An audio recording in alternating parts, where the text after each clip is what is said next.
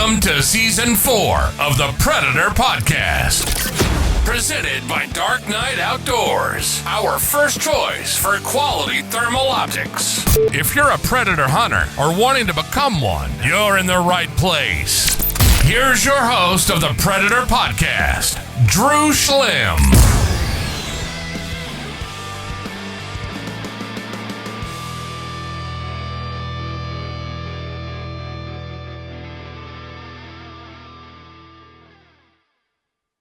What's up, guys? We're back at another episode of the Predator Podcast, and I have Jeff Thomason on today from Predator Pursuit. If you guys aren't familiar with him, I've been watching Jeff's TV shows back when I still had cable TV and direct TV and stuff like that. So I was trying to think of guests. I was watching some videos and Jeff's videos came up and I'm like, man, I need to get him on. He's one of the pioneers and ones that have been doing it for so long. And I knew it'd be sweet to pick his brain and let you guys hear some cool stories from him. I know he was just on the Eastman's podcast too. Ironic timing that I just had been reaching out to him about getting on. So Jeff's getting his podcast fix. And Jeff, thanks for joining me today. Yeah, I appreciate you having me on, man. Thanks for that introduction. Yeah, been doing this for a little while. Shoot, I think I told Corey the other day. I think we started filming back in like 2002 or 2003, somewhere back then. Yeah, that's awesome. And then how long was it until you like had a show on the Sportsman's Channel or the Outdoor Channel or whatever it would have been back then? Man, it's kind of a funny story, I guess, but I never had any intention of having any DVDs or TV show. It honestly just kind of happened accidentally, which I think that happens to a lot of people, but just started filming. We were coyote hunting back then. It's just, there wasn't a whole lot of, DVDs or videos to watch back then. There was definitely no good internet or podcast or anything like that for you to get information. And right.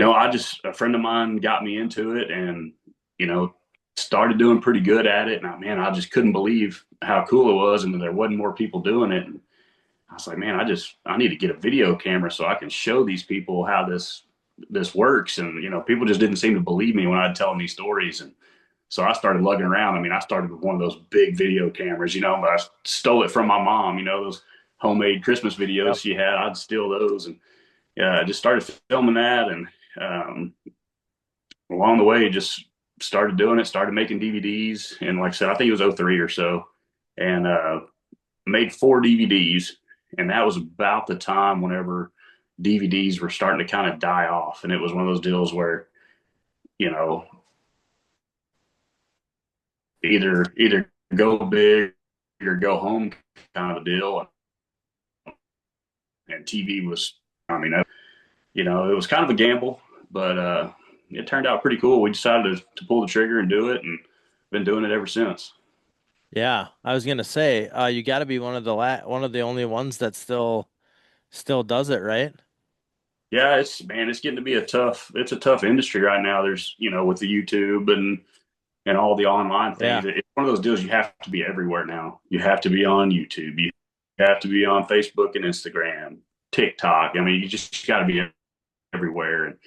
And that's the hard part of this game is sponsors and getting them to stick with you and do that. And luckily, I've been doing it long enough and putting out good quality stuff that I'm able to do it. But it's tough for a guy wanting to break into this industry and film and do that, just mainly for that reason. There's just so many places for people to get this information now. You have to be everywhere, and it's just about a full-time job. Yeah, no, that makes sense. It is tough, and just the quality of content is tough in itself, and then to go and put it on all these platforms is a whole nother animal. And yeah, I can imagine people just think it's just me. Yeah, people think it's just me, but obviously I've got a team of guys. I've got camera guys, my producer, I've got, a guy that helps me with my sponsorships and just Facebook posts. It's a lot, and it really does take a group of people to get it done. And I've got some awesome guys. They've been with me for over 10 years, you know, and Yeah. that's the only reason we're able to keep this thing running. I've just got a really good group helping me out. Yeah. No, that's huge. I don't know how anyone could do it by themselves. It's just a lot to do. And I even see it for what I do, and I don't, nothing, it's nothing to the scale that you're doing. And it's hard for me to, be on all the platforms and post regularly and, all the things that you need to do. Yeah, Uh, and we were talking before we started this deal. I mean, we both got little kids. You know, I've got a yeah. 7 and a 4 year old, and that takes a lot of your time. You know, and I mean, you've got that, and I've got other jobs. I've been a fireman for 26 years now, and got another business out in West Texas. And I mean, there's a lot. It's a lot of Yeah. time. So, like I said, you got to have a good team behind you. Yeah. No, for sure. That's huge. And that's kind of what keeps you going too, and what keeps it fun and rewarding, in my opinion. You live in Texas. And how have you always lived in Texas your whole life? Yep, born and raised, never Nice. left. Nice. So you got to grow up in the Texas predator hunting. So how does that go? I know you travel and you go places and hunt, probably about anywhere you have over the years, but how what's it like traveling? Most people travel to Texas to hunt. What's it like traveling away from Texas to hunt? You know, it can be good and it can be bad. I've had Yeah. both experiences. I mean, I've been super fortunate. Like I said before, some of my best friends I've made are through the hunting world, and Yeah. it's one of those deals now where I can kind of, before I go hunt with somebody, you kind of know who they are now because of Facebook and whatnot. But Yeah. before those days, it was always it was a real gamble. Show up and find out. Man, I've been on hunting trips where you get there and you hunt for 3 days and not kill anything, and that's pretty tough. But man, like I said, I've been real fortunate. I've hunted up all the way like up in Maryland with Mike and Jeremy, where those guys, the red fox up there, are just insanely good, and um, just all over the United States. But it's always a gamble going somewhere you've never been, but it's fun too because you see new country, you get to see how other people hunt. Like I'll let them do their thing most of the time and give them the call and just do what you do. And I've learned a lot just by doing Yeah. that. And if something they're doing is not working, I'll do my thing, and they may learn something from me. And it's just fun. It's fun getting to see it all and seeing how other people do it. Yeah, no, I agree. I totally see that. That's one of my favorite things to do too, is when I go with other people, I like to see what they do. Try to see if there's something different that they're doing or I've definitely picked up on tips from other people numerous times and up, then turned and applied it to myself and helped me be more successful too. So, for sure a big help. What is your favorite place to hunt outside of Texas? Tough. I already said Maryland was awesome because of the red fox. That was really cool. Um, Africa. I mean, it's just Africa. I mean, it's unbelievable. It's always been a dream of mine to go there, and I've been, I think 6 times now. Like it's one of those places. If you ever go, you're going to go back. It's just awesome. The big game hunting, plains game, it's all really cool. But also the predator world, being able like we saw that back there, that jackal. Jackal. I mean, it's real similar to coyotes. They're a little bit different. They sound different. So that was a learning experience. But I've hunted with some real killers over there too, and they taught me quite a bit. And man, Florida's been really good to me. That's a cool state, man. It's real similar to Texas. They've got tons of coyotes, tons of hogs, the Yeah, alligators. We filmed quite a few shows calling in these alligators, and I've seen that. I just yeah, man, watched one of them the it's other day. it's neat, man. We had got into that yet, but that's kind of the basis of my show. I mean, obviously the meat and potatoes is the coyotes and the bobcats, but I love every year we go and we do different stuff. We'll do alligators and we'll do bears and we'll do sharks just to mix it up a little bit. I don't like to be a one trick pony, if you want to put it that way, but Yeah. some of the shows that's what they do. I mean, they strictly focus on one thing, but I kind of like to spread it out and try new stuff. Yeah, no, absolutely. I think that is what makes it cool. Like I've just watched the one the other day where you guys called that alligator in. Uh, that with the and then you have the thing in the water. Yeah, oh, yeah, we built a whole decoy and Yeah, like, man, it's just like I said, I could walk up there and shoot alligators all day long. I mean, it's yeah, you can do that, but it's so much better whenever you can set the Fox Pro out. We built a little alligator decoy and put a GoPro on top, and yeah, man, they get fired up. Some of these gators will just come flying in and just attack that thing and take it underwater. Man, it just adds a lot to it and makes it a whole lot more fun. And I mean, if guys have ever wanted to go do that, they need to, because it's when people told me, there's a lot of alligators in Florida. I mean, yeah, you know that, but until you go down there and see it, yeah, it's pretty awesome. There's so many alligators down there, it's ridiculous. yeah. No, it's so different, and that's like my favorite thing is like you would never know something like that exists. Even like for a guy like me from Wisconsin, we don't have an alligator within 2,000 miles. Like seeing something like that, you wouldn't even know that something like that exists until you see it, and then it gives people like me bad ideas, to go down Yeah. there and do something like that. Well, sorry about that, but no, it's awesome, man. I love to travel and I like to go, like I said, see new places and experience new things. And I mean, you don't know till you try it, And I try to show them, give people an idea of what it's like, and that way they're like, man, that's like you said, man, those are pretty cool. I want to try. Man, go down there. I'm telling you, email me, get in touch with me, however you want, and I'll give you the information and set you up. Because a lot of these, it's people that I trust now. You know what I Yeah. mean? And I'm comfortable sending them to these places, and I know they're going to have a good experience. Right. Yeah, for sure. Yeah. No, it's super cool. And it's something that it certainly is so different from everything else. And I was getting a chuckle out of the decoy and the GoPro and all the stuff that but and then that gator just comes piling in. I mean, it was awesome. So Yeah, I mean they'll come in like a missile on top of the water. yeah. It's pretty neat to watch. Yeah, for sure. It's got to be a rush and a small target and Yeah, well, it's the kill shot that's is a it. Yeah, small I mean target. you're right. It's a small target, and you got to be right on it. Yep, for sure. All right. What's your like winter, let's call it winter. I know that people can predator hunt year round most of the places and stuff anymore, but what does like your winter look like as far as hunting and travel? Let's just say the next few weeks ahead of us here. Yeah, so I mean, I guess for guys that don't know, I mean, like for our TV season, I guess you put it, I have to do 13 shows, and I like to do, if I have a really good trip, like I'm literally packing right now to head to Mississippi, Yeah. and I'll be there for 4 days probably, and hopefully, if everything goes well, I might get 2 shows out of that.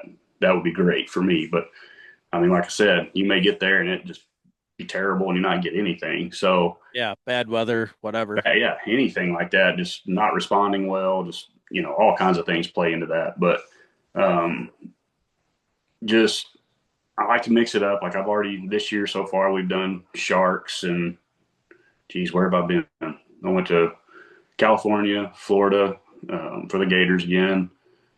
Um, I've been here in Texas. I went down to my ranch and shot fox. So we've already done coyotes, fox, gators, sharks, and then I'll go to Mississippi, and then maybe I'm thinking probably Kansas and South Texas again, and I'll be real close to finishing up the season there. But I would say all in all, it probably takes me on average 3 days or so to get a good show. So you're looking at Yep. 45 to 60 days worth of traveling and filming if everything goes well, sometimes less if we get lucky, and that's Yeah. over the years. Like I said, I've kind of whittled it down to areas that I know I'm going to do well in. Right. West Texas obviously is, I mean, that's my playground. That's where I cut my teeth, and lots of coyotes out there. So but yeah, it can be a lot, but man, it's fun and it never gets old. Yeah, I'd imagine. I mean, if you've been doing it for 23 years or whatever it is now, uh, you gotta love it. And I mean, you almost have to keep changing it up, right? Like there's no way everybody would be sick and tired of it, if you did the same thing all the time over and over, so I'm sure that the travel and the different things that you're doing is probably what's helped you do it so long. Yeah, I think that definitely plays a factor in it. I mean, there's been some really solid TV guys that have come and gone, obviously, and Yeah. there's a lot of factors that play into that. But I mean, I want to go do fun stuff. You know what I mean? I want to go do fun Yeah. stuff with my friends and shoot different animals, travel, see the world, and it's just I've been real fortunate being able to do that. Yeah. No, I totally agree. It's a cool thing to do, and your show's entertaining, and it keeps, you never know what you're gonna see. That's what I like about it. And I remember watching it when I was, in high school, like, Ah, and man, you're making me feel old. but it's people like you that like back then there was like, your show and like Les maybe like Johnson, like Randy Anderson would do his Randy. video Yeah. on the Primos show, he Mhm. would do like 1 or 2 episodes a year on Primos's show. Right. And then you had the Predator Quest, and then you had that's like Dog Soldier there for a stint. Yeah, Steve Uh, was on for a while. yep, Carnivore was on for a bit. yep. So And yeah, there's been some really good ones. yeah, so then they were all good, but there just wasn't, it wasn't like there was like 40 different whitetail hunting shows like there was, So I watched anything I could just because that's what I wanted to watch, And um didn't realize that you were still doing it until I just popped up like a couple weeks ago, Like I'm still always trying to watch everything I can. And it popped up a couple weeks ago, and I started watching all your stuff again, and then I'm like, man, I need to get him on the podcast if I can get a hold of him, because some people are hard to get a hold of and whatever, and which is fine. But and then you shot me right back, and I appreciate you coming on here, and it's kind of an honor to talk to you. Just yeah, I know this sounds bad, but there's probably a lot of young people that don't know who Jeff Thomason is. So Sure. Yeah, absolutely. I hope that these guys can watch your videos and listen to the insights and things you have, and hopefully people can learn a thing or two from you, because I know I've learned a lot from you over the Yeah. years. We're starting to hit YouTube a lot harder. Yeah. To be honest, I was pretty anti YouTube for a while, man, because back in the early times they were just canceling us and deleting us and banning everything we put on there, and I was over it. I didn't want to deal with it anymore. And here the last 4 or 5 years, it's gotten a whole lot better. So I'm starting to throw a bunch of episodes on there, and so they'll be able to see a lot more on there.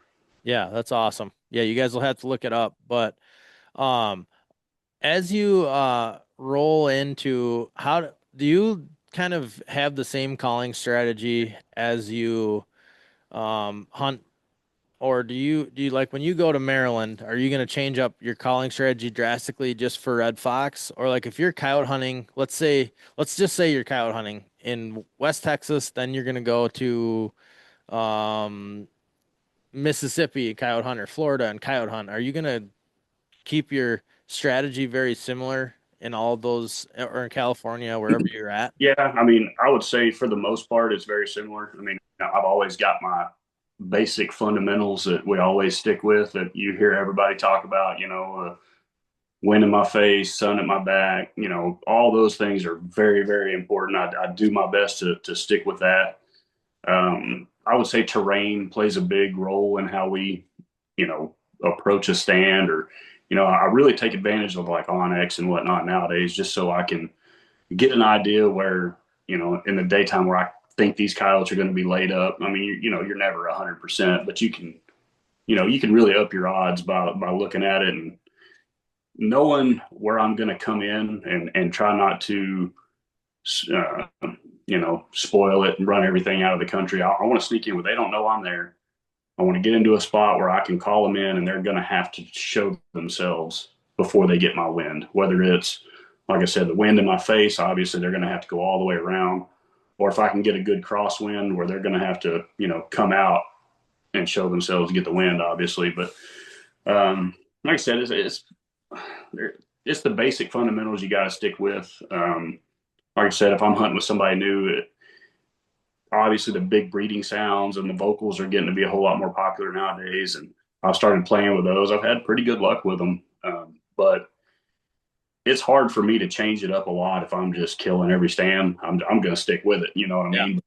If it's a slow stand or something, that's usually when I'll start playing around and trying different howls or fights or something like that. Yep. I've had a lot show up like that. But for the most part, I mean, I guess I can run you through my stand, but I'll typically start out with like baby cottontail, something real light, real low volume. Cause I mean, there's a lot of videos you'll see of mine that I'm killing these coyotes in the first minute or two, and Yep. they were obviously within 100 yards. I don't like to sit down and just lightning jack on 40. You know what I mean? I Yeah. think you blow a lot of Yeah. them out of there. And if you can get in there quiet, they don't know you're there. They're tucked up in the brush. They're probably sleeping, or just kind of hanging out. And you hit that light call and it wakes them up enough. It's almost like they forget sometimes that they need to go check their wind or whatever, and they throw a lot of that out the window and they just come straight to the call. And I have a lot of success doing that. But I'll eventually, if nothing shows up in the first 2 or 3 minutes, then I'll switch and go to like cagey cottontail or something along those lines. And back in the day, I mean, like I said, we've been doing this a while, but I was scared to death to change sounds. Like it was just, I'm gonna mess this stand up if I do that. Right. And today, I mean, I may run 6, 7 sounds on a stand sometimes, just for, you never know what's going to trigger them. Right. Something was going to get, and I've seen it with my own eyes. I mean, I've seen coyotes out there that were mousing or doing something. I mean, I've run through a few sounds and they'll look at me and they won't pay any attention, hit a third or fourth sound, and all of a sudden, man, that's all it took. And here they come, like it was the first time they heard it, and Yep. so things like that you learn through the years, just through experience and seeing it with your own eyes are what make you change, if that makes sense. Yeah, no, it does. And couple things to unpack there from the things you said. Well, I had a guy, this was a completely joke, but I had a guy, what's your secret sound? And guess I was like, man, I was like, you know what I killed a whole bunch of coyotes on when I was just in Kansas was Mrs. McCottontail. Oh yeah, I'm like, smoke there's my secret good one. sound. Yeah, I'll tell you a funny one I had just the other night. I had a bobcat that we had actually, I think the cat had already seen us. It was nighttime. We were in a buggy, and I know it saw us because I saw its eyes. Yep. And I threw the thermal up, and I was like, oh gosh, there's a cat sitting over there. So we take the buggy, drive over their hides, sneak back in, and we're calling. And I don't have real high hopes that it's going to come in, but it sits there, and I go through literally 6 or 8 sounds, and it's not budging. And I'm trying to do something real high pitched and fast. And I Yep. went to a flying squirrel. Yep. Oh, I hit flying squirrel, and here she come.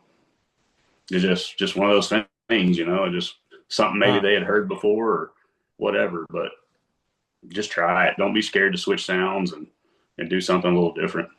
Yeah, yeah. It's been a big light bulb for me because I think I'm the same way with my coyotes here at home.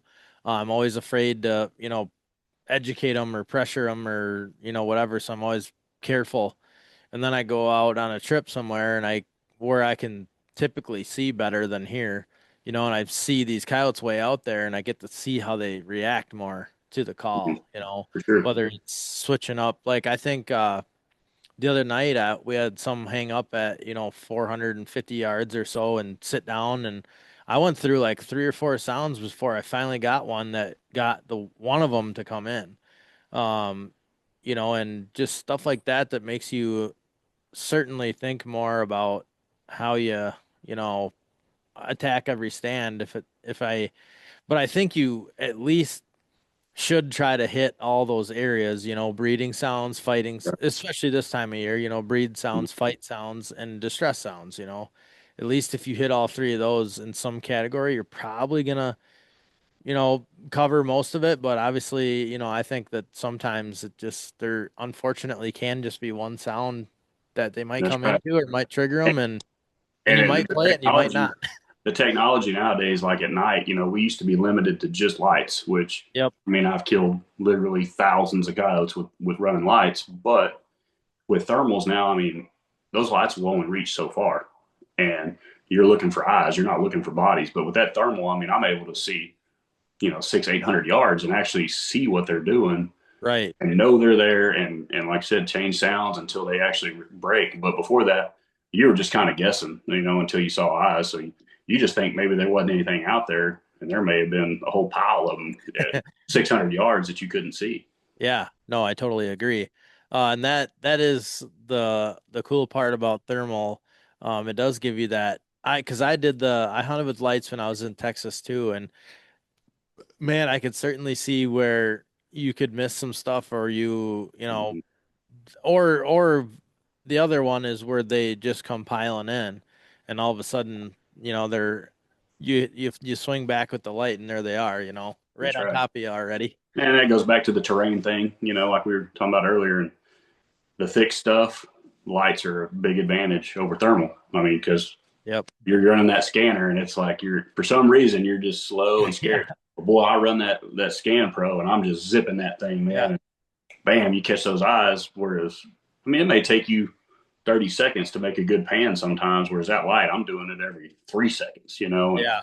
so, yes, I mean, definitely a place for both of them. And I'm not opposed to running both on the same stand. We're here in Texas, especially up in the high racks where it can be a mix of brush or open. And I mean, it's 50-50 on who sees a coyote first, the guy with the light or the guy with the thermal. Yeah. So they both work great. They're both useful and both have their Yep. place. Do you shoot them with a thermal or do you shoot them with a day scope if you're running lights? Both. Both. Honestly, like, yeah, I mean, because obviously, like, I'm sponsored by Wicked Lights, I'm sponsored by Pulsar. So Yep. I have to do both, to show both companies some love, right? But Yep. also film with the big light setup. Yep. And when we do that, it's obviously day scope. It's like I'm shooting them in the daytime. Yeah. But the thermal, I mean, yeah, I do both. Like this week in Mississippi, it'll be all thermal out there because it's that farm country and you can see forever out there. So it's Right. pretty big advantage. Yeah, and like up here you can't run lights really, a lot of places in the Midwest you can't Mm-hmm. really run lights. So yeah, if you want a night hunt you got to run thermal. But yeah, no, it's cool. It's all cool, it's all different, and they all have their application. I thought the same thing when I went down there. I kind of thought, oh, we aren't gonna need the lights, until you get into that brush country and you Mm-hmm. can see, 40 yards and a gray fox comes and, has your spinner in its mouth before you even saw it They with will too. a Absolutely. yeah. So no, I see it. I see it for sure. Uh, okay. So what color are you running right now? Is it the X24 or the X360 or I've both? been running a 360 so far this year. I mean, I'll still like the 24 every once in a while, but just trying to get some good footage for the 360 since it's new and just kind Yeah. of show people what it's capable of. And so, yeah, mostly Nice. 360. Awesome. Yeah. Super cool. And how, like, over the years, have you kind of stuck with like a certain caliber gun, or have you changed it up over the years? And where do you kind of settle with your, I guess, preference for coyote hunting? Man, I've shot a lot. I would say the majority has been a 22 250. I mean, I just love that round. It's perfect Yep. for what I do, everything. I'm a little different the way we approach stuff because obviously we're trying to get them in close. We're trying to get good footage. You shoot a coyote in the shoulder with a 55 grain VMAX, he's not going to take a step. But I mean, obviously, I've shot 22 Creedmoor. I'm shooting the 22 Arc right now. One of my thermal setups is a 6.5 Creedmoor. I mean, yes, I've done a bunch of them, and 22 250 may be my favorite, but I mean, I do love kind of experimenting around, and Yeah. they're all good too. I've got 243. I mean, Yeah. they're all really good. People are always, that seems like it's a hot topic. Like this one's the best. You have to Yeah. shoot this, and I don't Yeah. get caught up in that. I mean, they all kill. And I've learned through the years. I mean, a lot of guys shoot them in the heart, and that's when you get a lot of spinners and runners and whatnot. But if you can focus on hitting them in the shoulder, it doesn't matter if it's a 243 or a, you know 204. I mean, they're Yeah. going down. So Right.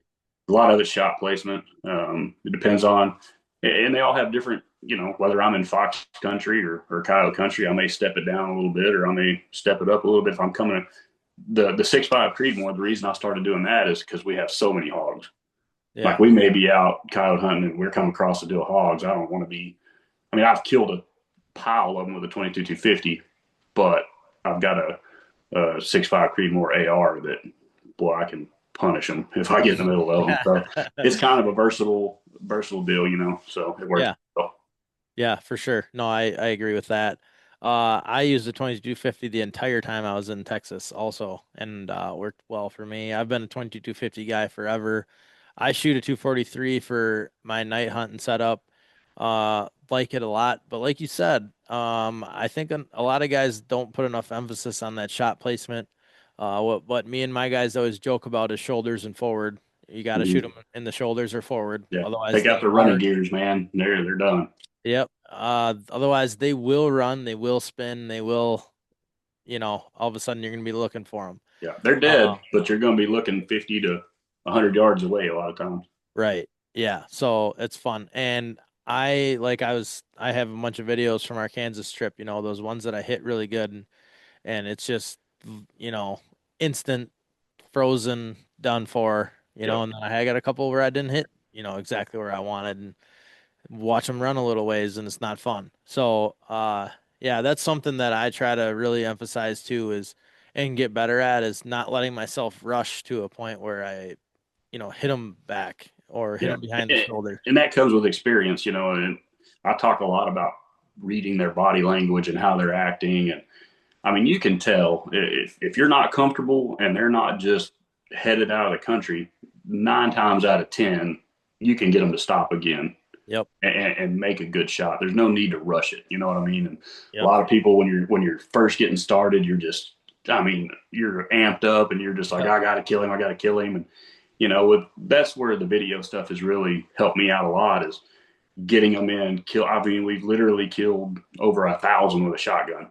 Yeah. And by It doing that, forces you to slow down. yeah, it forces you to, hey, get the footage, whatever, see what you can get away with. And don't get me wrong, I have probably screwed up twice that many too. But we get a little overzealous and try to get greater and greater footage and whatnot. But we've learned a lot by watching them and how they react. And I mean, there's some at night that we're just burning them down with a light, and I mean, literally just barely lip squeaking, and they're coming right to the truck. And it's just you can do it, but a lot of guys are just out there to shoot and have fun, and that's fine too. But I think if you just slow down and pay more attention, you'll kill more.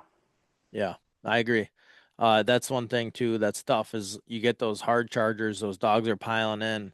Guys get excited. They're too close. They're not stopping. They're whatever. They just panic and shoot, and then it happens. And trust me, it's happened to me many times. Me certainly too. not going to say it hasn't. Yeah, and that's the thing. I mean, that's a tip for the new guys that may be listening to this. But if you have a call set out and they're coming to that call, you better get them stopped before they get to the call, because they are going to smell where you walked. They're going to figure it out, and they're not typically going to stop. They're going to run in, they're going to hit that call, and they're leaving just as fast as they came in. Now, if you're in a big enough field, like I said, you can probably get them to stop. But if they're pretty close to cover and whatnot, you may never, I mean, they're gone. And you're just like, golly, what just happened? But do your best, bark at them, do whatever you can to get them to stop. But that's why in the daytime, like my preferred setup in the daytime, I love having 2 shooters. I love having one guy on a shotgun and one guy on a rifle. Yep. I mean, they should be dead 9 times out of 10 by one of you. And it's those runners, those hard chargers that come in there that the shotgun guy can just roll them up, left and right. But if they come in and they stop at 100 yards, they're dead. Right. And it works out good. Yeah, that's why when I get those hard chargers, I don't know what your opinion is on it or how you handle it, but I always try to get the call muted because it seems like when the call's still playing, sometimes they just completely, they're locked in on that call and that sound, and they don't hear. When it's a hard charger, like I said before, they forget about everything else. And I mean, there's times I'm yelling at them, hey, and they don't care. They're on that call, and it's like I wish I had a shotgun guy. You know what I mean? Because I know what's fixing to happen. Yeah, it's tough to. And, you know, they'll surprise you every once in a while, and they'll run out there and stop and look back like, what just happened? You better kill them then. But Yep. most of the time, they're going to hit that call and that scent cone and where you walked. And like I said before, starting this deal out, man, it took me a while before I realized, man, they are smelling where I walked, or they're smelling that call. You know what I mean? And Yeah. it's kind of hard for me to believe that they were that good. You know, that they could really smell like that. But 100% that is what's happening, and you better get them stopped. Yep. No, I agree. And don't panic. Just try your best to get them to stop. Turn the call off, mute the call, whatever you got to do. I try to get it stopped I try to mute it like when they're at 100 yards, or even Mm-hmm. farther if they're coming really hard. Um, just because otherwise I know if I don't mute the call, my chances of getting them stopped are slim. And if I get that call muted, sometimes what I've noticed too, I don't know about you, Jeff, but sometimes when I have them coming in hard like that and I mute the call at that, 100 yard range, sometimes they'll get to that 60 range and they'll check up because they don't hear Mm-hmm. nothing anymore. That's right. They'll be looking for it, but sometimes I would say too. I mean, I always run a decoy in the Yep. daytime, especially. And Yep. if they've seen the decoy, it doesn't matter Yeah. if it's on or not. But True. True. that's a great tip, though. I mean, if you can, and you're set up to where you can make the shot, mute it. If you're not really turned to where you feel comfortable, you're going to kill him. And that's one thing I always try to do is get to where if he's coming from the, like, say, left to right, I'm always staying 20 or 30 yards in front of him, because when he's going to stop, I can always go back.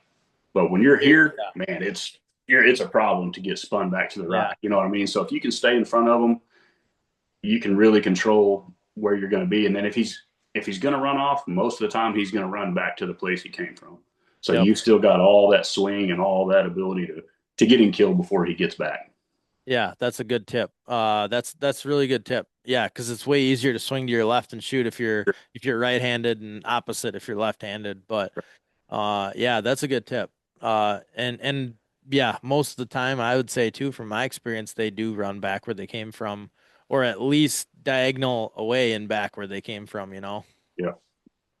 So, when you go to Mississippi here, what guns are you bringing in your truck?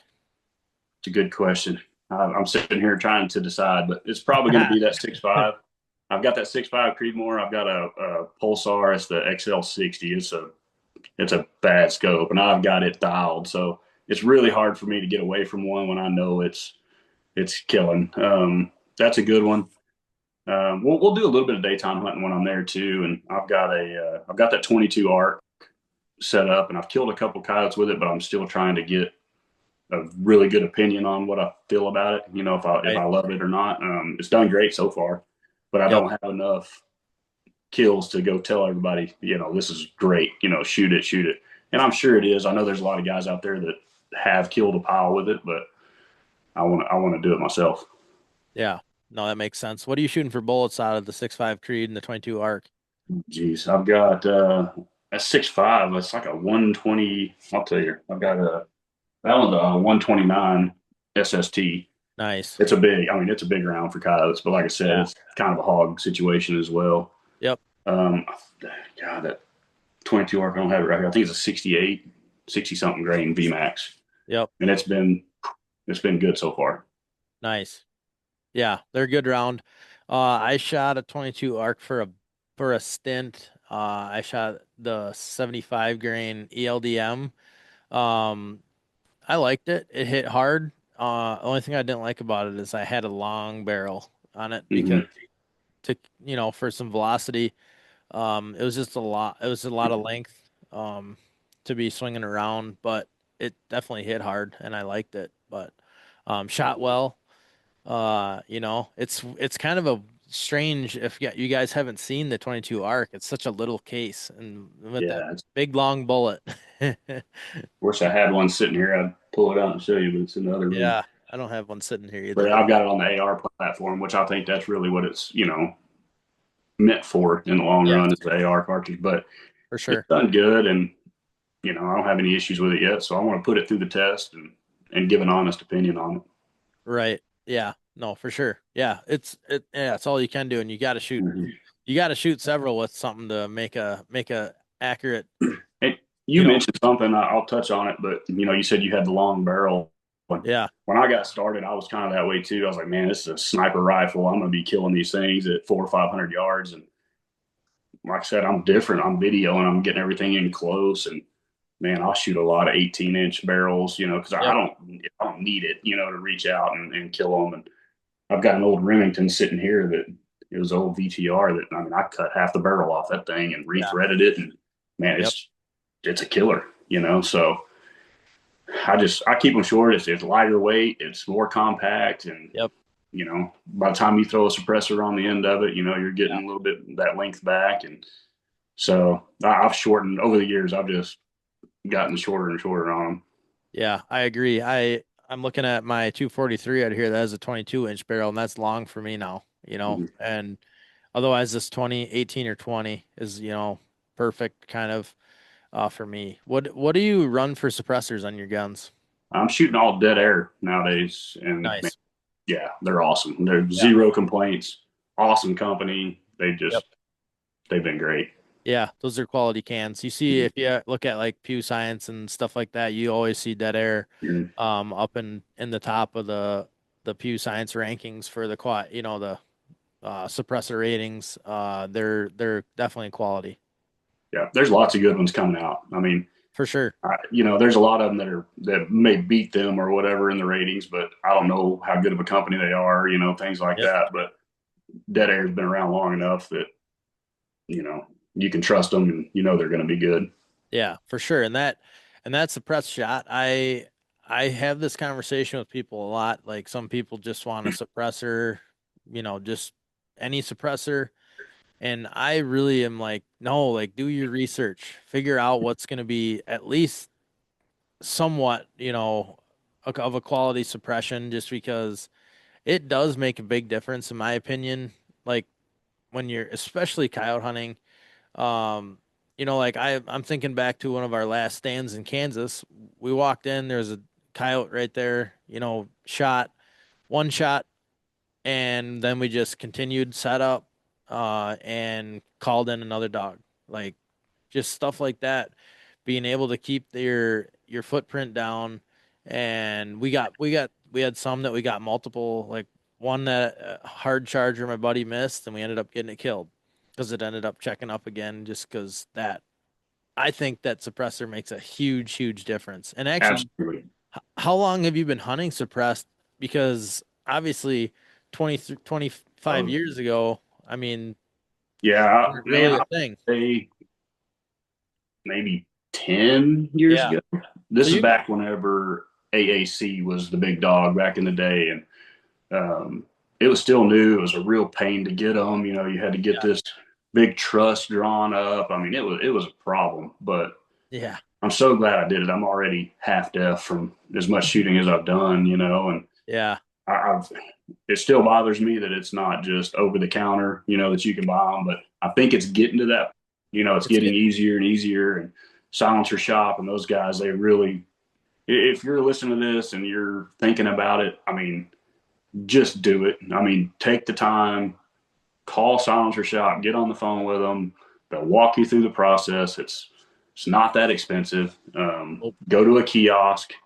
I Yep. mean, it's kind of overwhelming in the beginning because you don't understand it all. And I mean, I still have to go through the process and do it myself too. But once you do it and you get them, it's like, geez, man, like I can't believe I didn't Exactly. do this sooner, And I was hunting a couple of years ago with a friend of mine, and we had a coyote coming in, and man, he shoots it, and he was not running suppressed, and I was just like, oh my gosh, like what are you shooting? He was shooting the exact same gun I had, and it just I couldn't believe it because I'm used to just Yep. wow, Yep. and hearing that bullet hit, and that thing just rattled everything around. I was like, golly, man, I forgot how bad it really was before we were suppressed, and it's Yep. a game changer. Your numbers go up. Your hearing is better afterwards. It's just a pleasure to shoot. It's just everything about them is a positive.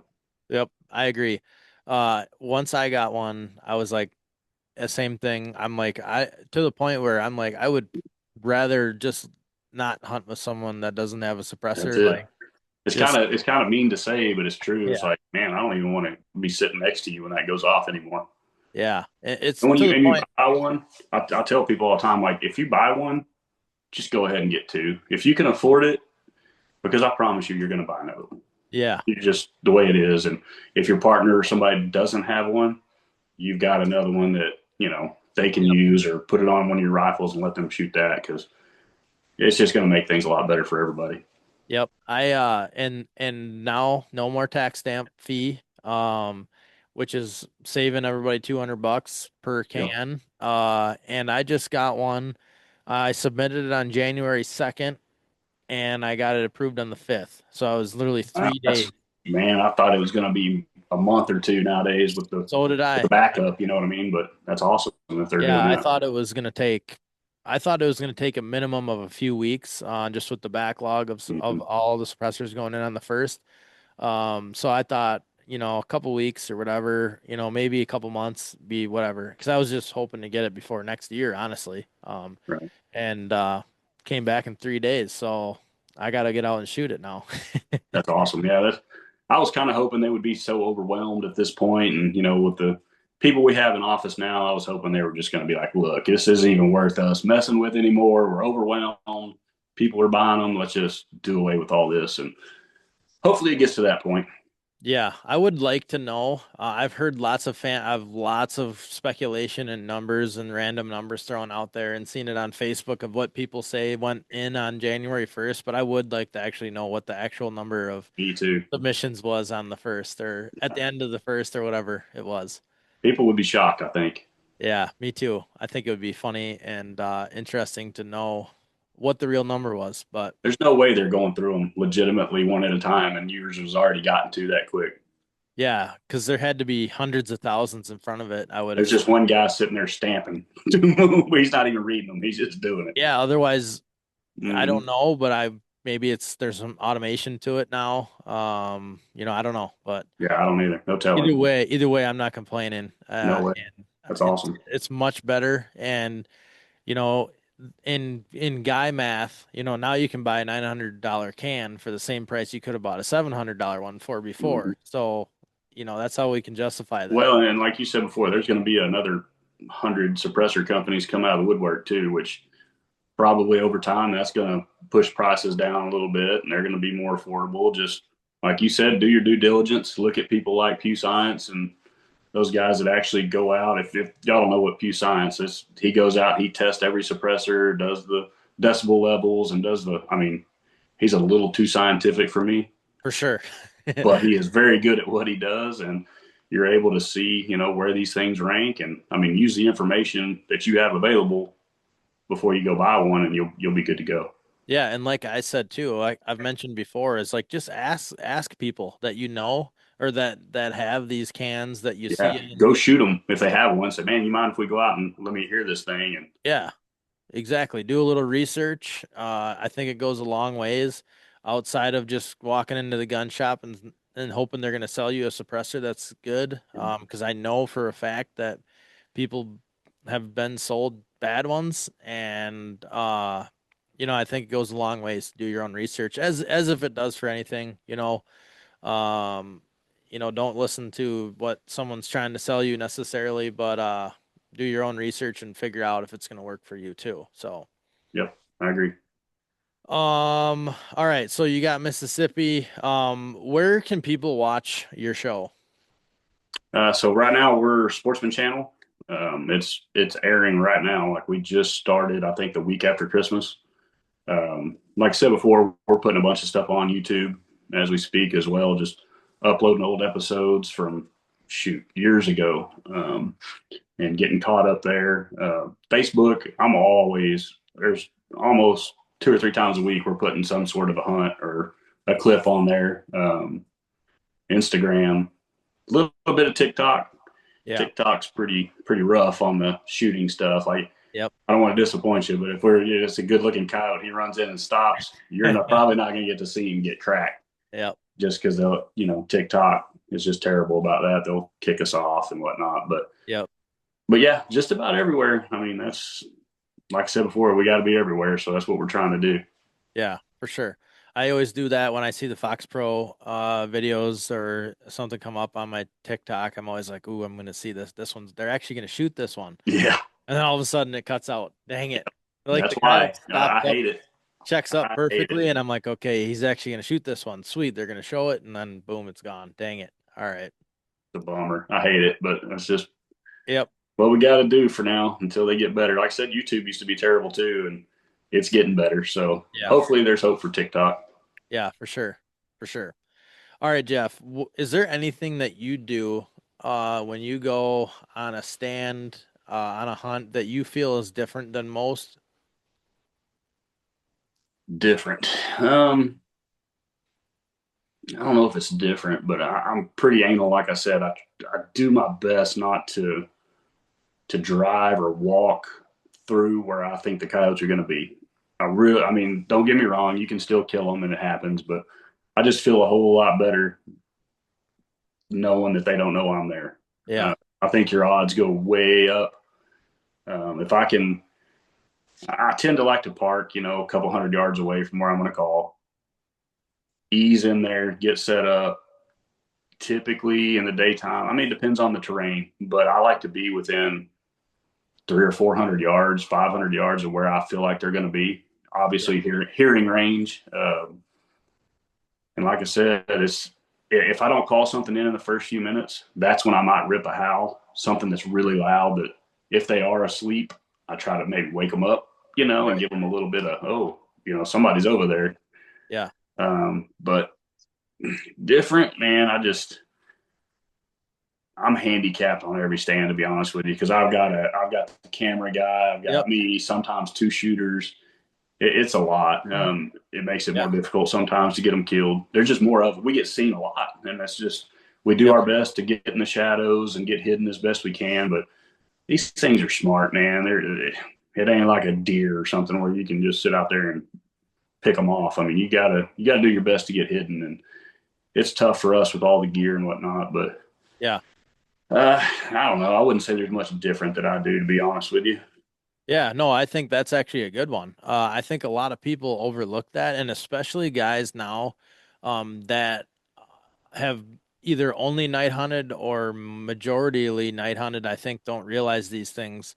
I know for me, when I realized how important your entry and access was when I started traveling to hunt. When I was out in Kansas for that first time, we go excited walking into a stand, and all of a sudden there'd go a coyote Blow them out. That's right. running out of that draw we were going into. Mm-hmm. And that probably happened 3 or 4 times on that first time I went out there. And then I'm like, man, we gotta stop, walking in like this. And then we started, just coming up over the top and setting down and, being a little more emphasis on our entry and makes a big difference. And then, then I was able to bring that back here to Wisconsin and apply it and I think have more success too. Yeah. And I think, Or you stop a draw further back from where you think they are as well, and you never yeah, even get close that to too. them. Yep, Yep. you're right. 100% agree. So, yeah, I think that's a good tip. I think a lot of guys probably overlook that. And I think at night people think they're invisible and don't realize, you're skylined, Mm, the moon's out, the yep, whatever. I see the pictures all the time. Guys are wearing blue jeans and, you know, whatever. It's like, man, I would be really trying to hide if I was, doing that. But I know on a good dark night, you can get away with about anything, but right. the moon's out most of the You time. still got to make an effort to hide and do what you can, and whether it's up against the trees or if I'm on a fence line, I'll sit down. Yep. I'll carry a stool with me. I like to get down lower if I can. If it's wide open, then yeah, we may all be standing up, but Yep. you gotta make a little bit of an effort to get hidden because I mean they can see, man. Like I said, you feel like you're invisible, but man, they can see and they Yeah. will see you just like they do in the daytime. Yep. And coyotes aren't getting any dumber. They're only getting smarter. So, I think that's part of the evolution of us as hunters too, is, maybe you can't get away with what you used to do all the time. And especially guys that now have gotten into thermal hunting and you've killed some, you've hunted a lot of your spots, and now you're trying to figure out how to have success there again. Well, changing up that setup, hiding a little bit more, moving a little bit, getting hidden, I think can go a long ways because they rely on their nose, but when they can see, they're gonna use their eyes when they can, and they know if they get down to that low spot, then they look up, they're gonna see what's up there, or however it works. In the terrain you're in, obviously some terrain's more forgiving, but that's just my 2 cents on the trying to hide. Yep, you're exactly right. And I think I see a lot of videos. And I see a lot of guys that they move a lot. They'll point, "Oh, over here, over here." Man, they can pick that up right now. And I think a lot of guys tend to underestimate how far and how well they can hear. I mean, they'll be like a still night. I may have a coyote coming in, and I typically run the call way down, kind of like you said, muting it, but I'll run it down to where it's just super low. If I'm trying to work them in, for Yep. footage, Yep. they may stop out there at 200 or 300 yards, and I'll have the call maybe off, and it's just and they'll turn their head. Boy, they can hear it, from 300 yards. It blows my mind every time they do it, but it doesn't take a lot of volume sometimes to call these coyotes. No, I've had them hear me take my safety off before. Like Oh yeah, coyotes coming in, I've learned piling that the in. hard way too. Yep. Mute the call. He stops. I take the safety off, and boom, he's gone. Just bolt, like he saw a ghost. And Yeah, lesson learned. But it's never a bad thing if you learn something. It's just yeah. important.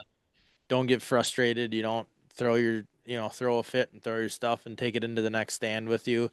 But yeah, Well, like I said earlier, I mean, when I started, there was you guys that do the podcast, and hopefully some of us that are doing TV and good Facebook posts. I mean, there's so much information out there now that if a guy really puts his mind to it and pays attention and reads and watches videos, he is going to shave off years of mistakes and issues and stuff that I didn't have the ability to do. I mean, like I said, I've screwed up more coyotes than most people have probably ever thought about even calling in. yeah, And, it's like you said, it was a good thing. I mean, as long as you learn your lesson and you don't do it again yeah, the next time, then you're okay. But I mean, it took me years of just messing stuff up, and learning the hard way. But if you guys are new to this and wanting to get into it, man, just take the time, listen to people's stories, pay attention to, like we said, the basic fundamentals, and man, you're going to be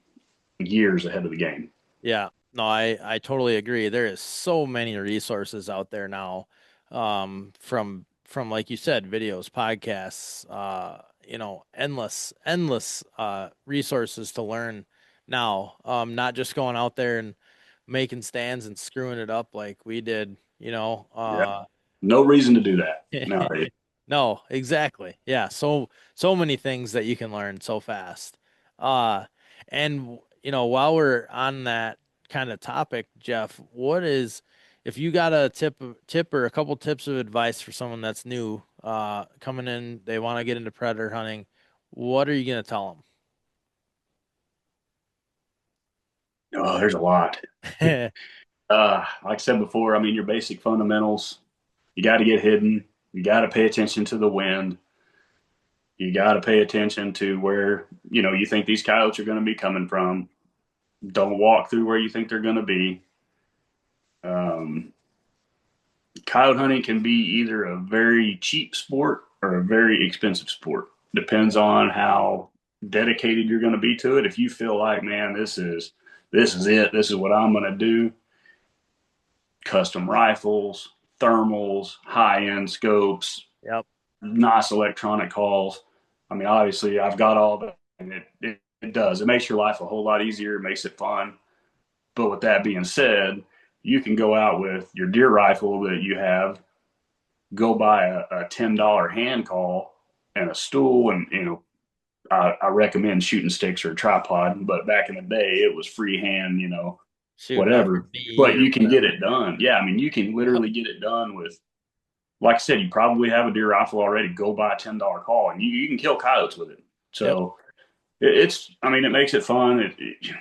You can get as involved or as deep as you want to get into this. And just warning you that it is very addictive. If, like I said, everybody has that story, and almost everybody I know can tell you exactly when they called in their first coyote, how it happened, where they were at. It just, man, it gets ingrained in your head, and you just don't forget it.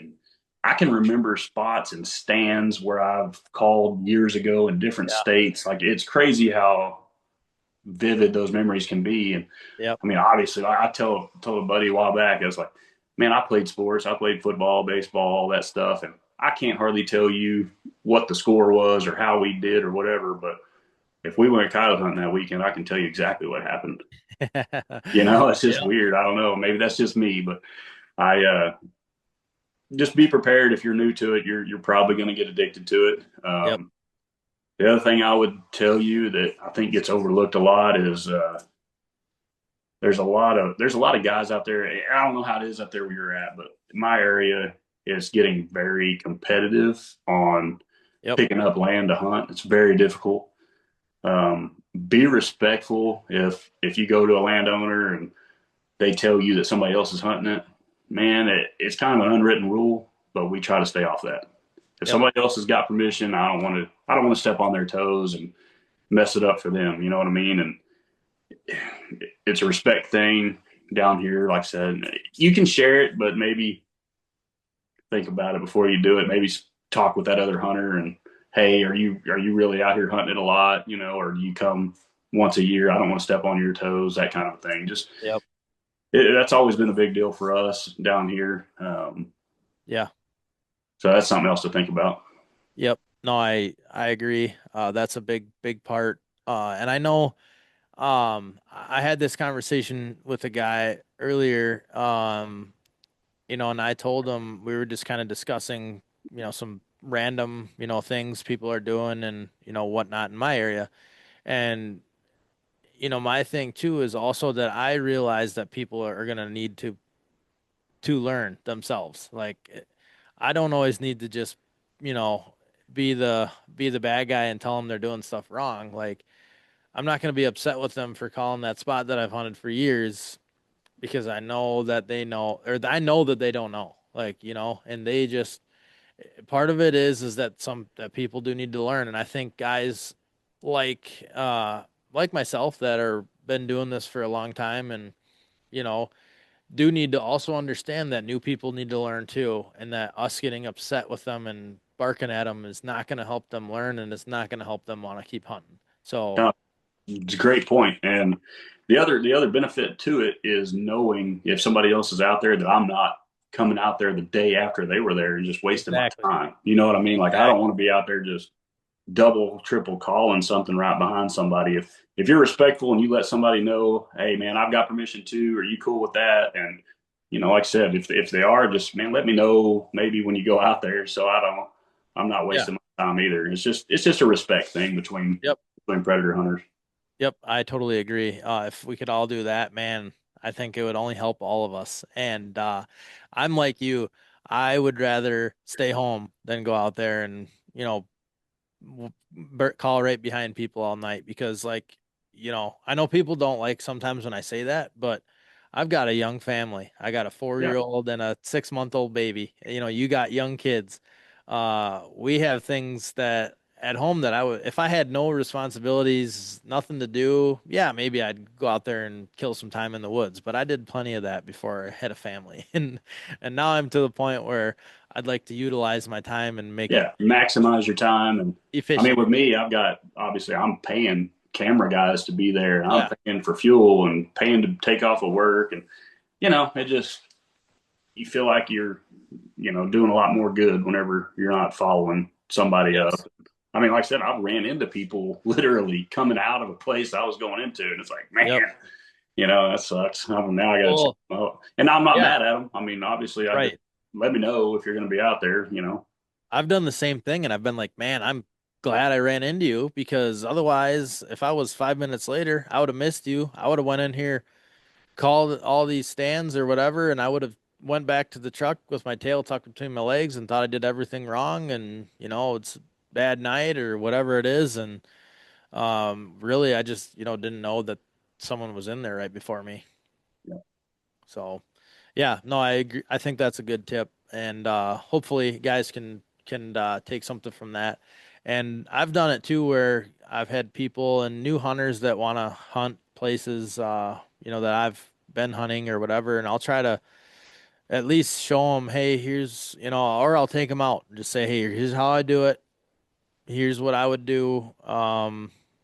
Just so at least I always just really try to emphasize the wind. Like if guys can just please hunt the wind, Yeah. at least if you call them in, or at least, whatever happens, if they're not smelling you, that's going to be half the battle. But if people, Well, if you're a new guy and somebody like you takes you somewhere, do not go back to that yeah, spot. or You that, know what I mean? or And that, yeah, that's just a respect thing. And a lot of guys don't know. I mean, they may not know that. You know what I mean? And yeah, just don't do that. yep. No, I totally agree. Yeah, yeah. Yeah, it's good ethics and hunters. And what I always say too, I know guys don't always agree with me, but I always use the deer hunting analogy. Like, hey, if you had 7 guys hunting that piece of land, would the deer hunting be as good as if you had one? Like, no, Sure. they coyotes get pressured just like deer do. They learn faster than deer, in my opinion. They're dogs. But that's true. Yeah. They learn a lot faster. It takes one time, and you might be the goose is cooked there with that big male. They'll learn like you. A lot of times I can go to a place and first stand or two and they start booger barking. And I mean, new guys may not know what that is, but after a while you'll figure it out. Whenever they started booger barking and the jig is up and it doesn't really matter what you do, but you're probably not even going to get them to clear the woods. They're just going to sit back there and Yep. let you know they played this game before and they're not going to do it again. And they're going to let everybody else in the woods know, don't go out there. It's a Yep. trap, don't do it. Yep. So I we I had figured that out pretty quick on I a lot of had these places. had one time. I walked out there, go out, set the call down, go back, and the second I sat down in my chair, didn't even think about turning my remote on yet. Kyle starts booger barking just right down in there below me, and I'm just like, oh man, it's already over. I just Over. got here and it's over. Pick up and go to the next one, man. That's your best move. Exactly. Yeah. Yeah, they're smart. I don't think enough people give them credit for how smart they really are. And I know people always say, "Oh, it's just a coyote," but man, because like I have people say to me all the time, like, "Oh man, you're crazy. Why do you worry about all that? Why do you worry about the wind and where you set up and how you call places and where and how often? Like they're coyotes. It doesn't matter." I'm like, "Well, it does matter if you want to be successful, in my opinion, and especially to be continuously successful on spots over and over." Well, the reason you do it is because you probably learned a lesson the hard way. Yeah. You figured it out, and that's why. And they're going to have to figure it out too, or you're saving them the trouble of figuring it out if they would just pay attention. Yeah. Yeah. Lots of hard learned lessons. You name it. I've screwed it up probably. And but I wouldn't change it because I've learned so many things that way and I think it gives you the opportunity to kind of figure out your own way and learn how you want to do things, versus just trying to follow robotics of this person told me to do this and it helps you pave your own way and figure things out. And then it helps me explain things and, help people when they ask questions and whatnot. But anyways, we can wrap it up. I really appreciate your time, Jeff. This has been a fun conversation. Can you just give us a rundown again where people can find your pages, what your names of your pages and things are called, so guys that haven't heard of you can jump on and check you out? Sure. Yeah. So the show Predator Pursuit, it's on Sportsman Channel. It's running right now. I think prime time is Monday, but I think it airs 5 times a week now. But so we've got Sportsman, then you've got Facebook, Instagram, a little bit of TikTok, I think. And like I said, it's tough to see the good stuff on TikTok, but Yep. it's all under Predator Pursuit with Jeff Thomason and pretty easy to find. Yep, I agree. And I'll put all your links and stuff in the description. So you guys can just go click them and see, find his stuff from there, wherever you watch or whatever social media platform you prefer. But Jeff, I appreciate it. Good luck in Mississippi. And thanks so much for coming on. It's been a pleasure talking to you. Awesome, man. I appreciate you having me on. It means a lot, and I hope everybody was able to maybe pick up a couple tips and maybe learn something and save them the trouble. And all good, man. Thanks again. You bet. Thanks, man. Thank you for listening to this episode. If you want to support the Predator Podcast, check out our great partners in the description below. Follow Drew on Instagram at PredatorPodcast_Drew. Join the Predator Podcast Facebook community and keep up with real-time tips and tricks to keep putting fur in the truck. Until next time, shoot straight.